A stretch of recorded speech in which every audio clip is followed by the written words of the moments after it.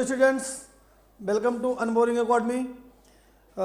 बेटा आज जो है हमारा ये चौथा लेक्चर है एमसीक्यू टाइप क्वेश्चन के ऊपर। मल्टीपल चॉइस क्वेश्चन को जो हम सॉल्व करा रहे हैं, एक एक करके एक्सप्लेन करते जा रहे हैं और आपको जो बता रहे हैं आंसर भी उसका बता रहे हैं आपको। उसका चौथा लेक्चर है आज। हमें अच्छा लगा, किसी एक बच्चे ने जो है कमेंट किया है, आयुष यादव नाम है, उन्होंने कहा है कि जो है सर वन शॉट बनाइए। वन शॉट मीन्स एक ही लेक्चर में पूरे चैप्टर को क्लियर करें। ठीक है, तो चैप्टर को क्लियर करने में कोई दिक्कत नहीं है बेटा, एक शॉट में क्लियर हो सकता है, लेकिन वो थोड़ा वीडियो लंबा हो जाएगा। क्योंकि आपको पता होगा, आप तो पढ़ते ही हैं, जानते ही होंगे कि जैसे कोई भी हम चैप्टर लें, मान लीजिए हम सीबीएसई बोर्ड का लाइफ प्रोसेस ले रहे हैं, तो लाइफ प्रोसेस बहुत बड़ा चैप्टर है, तो पूरे चैप्टर को वन शॉट में कवर करने के लिए लगभग 2 से 3 घंटे लग जाएंगे। और 2-3 घंटे लगने का मतलब है कि बच्चे जो है बोर हो जाएंगे 2-3 घंटे लगातार एक ही टीचर को देखते देखते, इसलिए वन शॉट नहीं बना रहे हैं। बाकी अगर आपका जो है कमेंट आया है तो विचार किया जाएगा। अपने सिस्टम में जो और भी लोग हैं जो सहयोग करते हैं वीडियो को बनवाने में, उनसे जो है सलाह किया जाएगा कि क्या ऐसा पॉसिबल है या ऐसा करना उचित रहेगा। फिर हम आपको वन शॉट वीडियो भी दे सकते हैं और देंगे। ठीक है बेटा, धन्यवाद आपने जो कमेंट किया। तो आते हैं, देखते हैं, देर ना करते हुए हम जो है अपने क्वेश्चन पे आते हैं। और एक चीज़ मैं आपको और बताऊं कि ये जो क्वेश्चन है, आपको एक चैप्टर से लगभग 500 से 600 क्वेश्चन आपको मिलेंगे। इसमें आपके एमसीक्यू टाइप के क्वेश्चन चाहे जहां उस चैप्टर में से, ये एक एक चैप्टर वाइज एमसीक्यू हैं, तो चाहे जहां से उस जो है पूरे उस चैप्टर से चाहे जहां से एमसीक्यू आएगा, मल्टीपल चॉइस क्वेश्चन जो आता है, अगर वो आता है तो आप बिना हेजिटेशन के इसे सॉल्व कर ले जाओगे। तो अगर हम एमसीक्यू ही सॉल्व करा देते हैं आपका, वैसे तो वीडियो मेरा पढ़ा हुआ है, ठीक है। अगर आपको डिटेल में पढ़ना है, जैसे मान लीजिए कि लाइफ प्रोसेस में आपका सर्कुलेटरी सिस्टम है, डाइजेस्टिव सिस्टम है, ठीक है, ये सारी चीज़ें हमारा एक दूसरा चैनल भी है, इस पर आप जाकर के विजिट कर सकते हो। तो ऐसी बात नहीं है।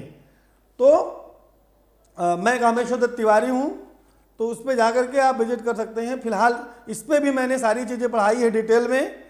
इस चैनल पे अनबोरिंग अकेडमी पे भी हमने आपको सारी चीज़ें डिटेल में पढ़ाई है। ब्रेन, जैसे इस समय चल रहा है कंट्रोल एंड कोऑर्डिनेशन, पहला चैप्टर लाइफ प्रोसेस भी डिटेल में सारा चैप्टर मैंने क्लियर किया हुआ है। और अनबोरिंग अकेडमी पे भी मैंने दोनों कंट्रोल एंड कोऑर्डिनेशन और लाइफ प्रोसेस, ये दोनों चैप्टर हमने क्लियर किए हैं। थोड़ा देर में बनाना शुरू किया वीडियो, इसलिए जो है बाकी दो आगे के जो चैप्टर हैं वो क्लियर नहीं हो पाए, वो हम अपने आशा करते हैं कि आने वाले सेशन में कंप्लीट करेंगे। फिलहाल जो नए बच्चे हमसे जुड़ रहे हैं उनको भी फायदा होगा। ये जो एमसीक्यू दे रहे हैं, इस पे आपको जितने भी नंबर का एमसीक्यू आता है, 5 नंबर या 10 नंबर जो भी आता है, वो आपका क्लियर हो जाएगा। आइए देखते हैं, अपने क्वेश्चन पे आते हैं। तो हमारा पहला क्वेश्चन है आज का कि जो कल पहला क्वेश्चन हमने वो इंक्लूड कर लिया है, जो कल थोड़ा सा डाउट था, मैंने बताया था आपको, तो वो जो है उसको भी हमने इंक्लूड कर लिया है। पहला क्वेश्चन हमारा जो है कल का लास्ट क्वेश्चन और आज का पहला क्वेश्चन, आइडेंटिफाई, ये है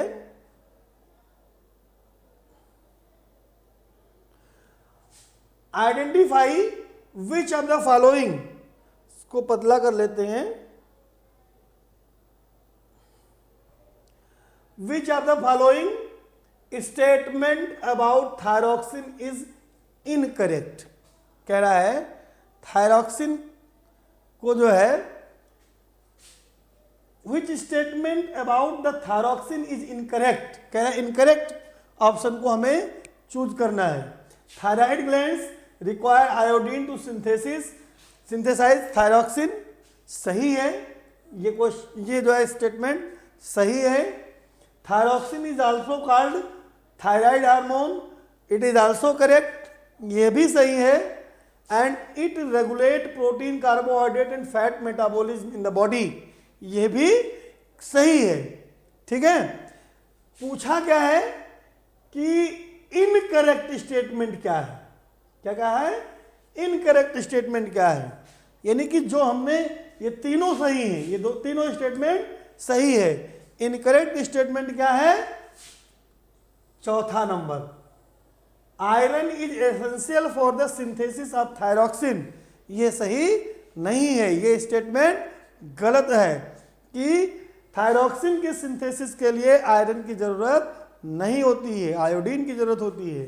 so answer goes to option number 4। ठीक है, फिर है which is the correct sequence of the component of a reflex arc, कह रहा है कि रिफ्लेक्स आर्क में करेक्ट सीक्वेंस क्या है, रिफ्लेक्स आर्क कब बनता है, जब स्टिमुलस कोई मिलता है तो स्टिमुलस मिलने के बाद रिफ्लेक्स आर्क बनता है। तो पहले क्या होगा, पहले स्टिमुलस मिलेगा, स्टिमुलस रिसेप्टर को मिलेगा, रिसेप्टर सेंसरी आर्गन होगा, सेंसरी न्यूरॉन के द्वारा मैसेज ले जाया जाएगा सेंट्रल नर्वस सिस्टम को, central nervous system motor neuron को मैसेज देगा, मोटर न्यूरॉन से मैसेज आएगा इफेक्टर आर्गन को।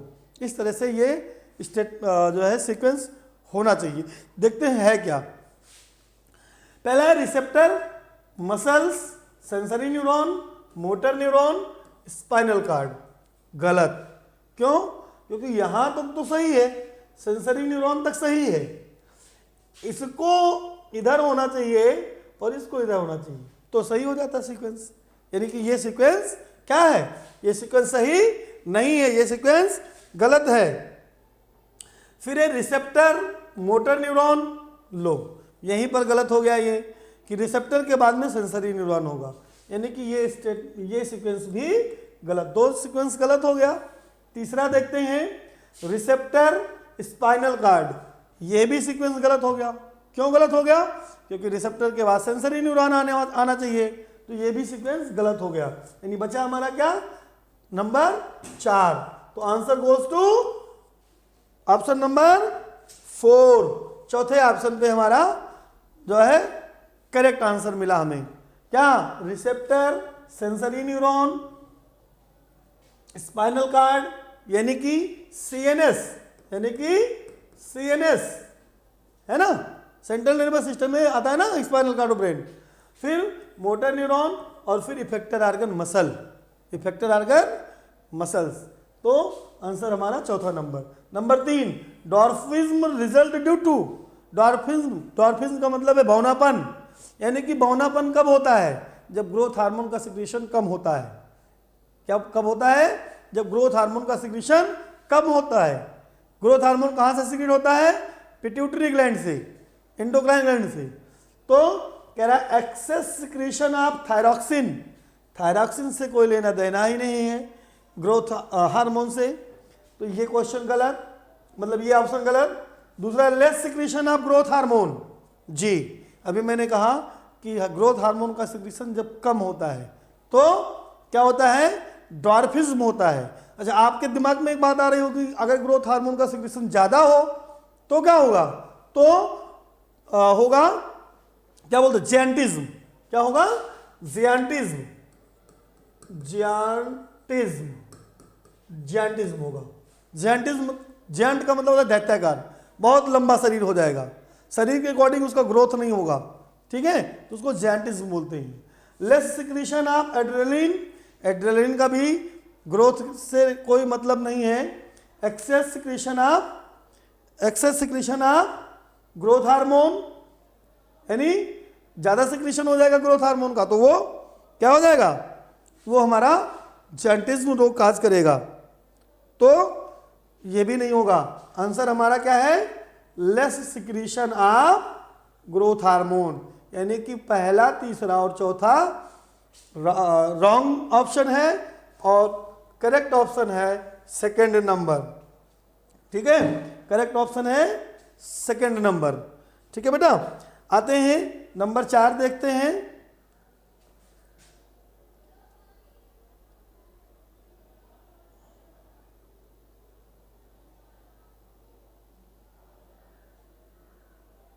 ये देखिए नंबर 4 कह रहे आयोडीन इज नेसेसरी, क्या?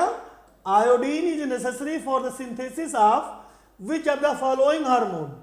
आगे भी हमने पढ़ा है ना, हमने आगे क्या पढ़ा? आयोडीन के बारे में पढ़ा अभी हमने, पहला ही क्वेश्चन था हमारा, कह रहा है कि आयोडीन किसके लिए जरूरी है, किस हार्मोन के सिक्रीशन के लिए जरूरी है, किस हार्मोन के लिए? थायरॉक्सिन के लिए भाई। तो एड्रेनलिन नहीं, एड्रिनल ग्लैंड से सिक्रीट होता है। ऑक्सिन फाइटो हार्मोन है। थायरॉक्सिन करेक्ट आंसर, यानी किसकी जरूरत पड़ती है? थायरॉक्सिन की जरूरत पड़ती है भाई। इंसुलिन नहीं, ये डायबिटीज को कंट्रोल करने के लिए, शुगर को कंट्रोल करने के लिए इंसुलिन होता है। Next question, which part of the intestine is connected to pancreas. कह रहा है जो इंटेस्टाइन है, खासकर स्मॉल इंटेस्टाइन का कौन सा भाग जो है पैंक्रियाज से जुड़ा हुआ होता है? पैंक्रियाज, लिवर, आपको याद आना चाहिए क्या? पैंक्रियाज से पैंक्रियाटिक डक्ट और लिवर से बाइल डक्ट, दोनों आकर के आपस में मिलते हैं और स्मॉल इंटेस्टाइन में ओपन होते हैं। तो स्मॉल इंटेस्टाइन कई पार्ट में बटा हुआ है। जेजनम, क्या डिओडिनम, जेजनम और इलियम 3 पार्ट में है। डिओडिनम, जेजनम और इलियम 3 पार्ट में है। तो किस पार्ट में? डिओडिनम में, जेजनम में कि इलियम में? कहाँ पे आके कनेक्ट होता है? जेजनम में नहीं, इलियम में नहीं। इलियम स्मॉल इंटेस्टाइन का लगभग लास्ट वाला पार्ट होता है।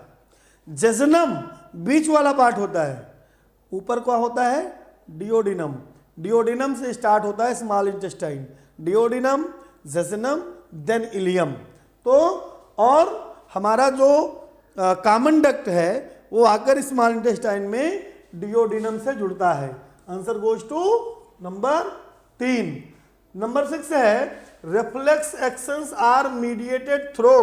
Reflex actions are mediated through. कह रहा है रिफ्लेक्स एक्शन किससे होकर जाता है? कौन मीडिएट करता है रिफ्लेक्स एक्शन को? कौन? ब्रेन नहीं, ब्रेन के नीचे जो हाइपोथैलेमस होता है ना, या हाइपोथैलेमस, सॉरी ब्रेन के नीचे नहीं, जो मेडुला ओब्लांगाटा है। क्या है? मेडुला ओब्लांगाटा और पोन्स। फिर क्या? इफेक्टर्स। इफेक्टर तो आर्गन होता है, मसल है ना। फिर क्या? Spinal cord. जी, स्पाइनल कार्ड। स्पाइनल कार्ड में जितने भी इनवॉलंटरी एक्शंस होती हैं, और रिफ्लेक्स एक्शन कहाँ होता है? रिफ्लेक्स एक्शन इनवॉलंटरी एक्शन है। रिफ्लेक्स एक्शन इनवॉलंटरी एक्शन है, और जितने भी इनवॉलंटरी एक्शंस हैं वो सभी स्पाइनल कार्ड के द्वारा कंट्रोल और कोऑर्डिनेट किए जाते हैं। तो answer is third option, spinal cord. Receptor organ है, इफेक्टर आर्गन है, ब्रेन तो हमारा सेंट्रल नर्वस सिस्टम का मेन पार्ट है। नंबर 7 है, क्वेश्चन नंबर 7।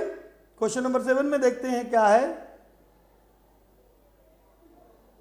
क्वेश्चन नंबर 7 है मोस्ट